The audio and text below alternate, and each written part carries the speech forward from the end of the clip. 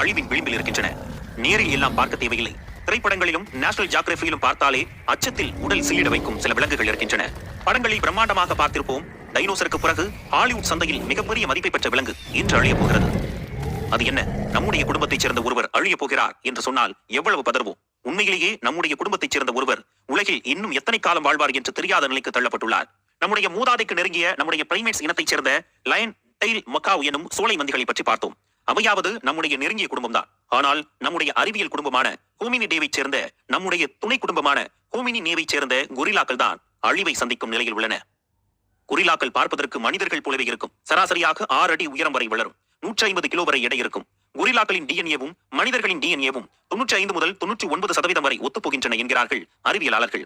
கொரில்லாக்கள் மத்திய ஆப்பிரிக்கா மற்றும் மத்திய கிழக்கு ஆப்பிரிக்க நாடுகளிலும் மலைகளிலும் தான் இப்போது காணப்படுகின்றன. கொரில்லாக்களில் 2 வகைகள் உள்ளன. வெஸ்டர்ன் கொரில்லா மற்றும் ஈஸ்டர்ன் கொரில்லா. வெஸ்டர்ன் கொரில்லாக்கள்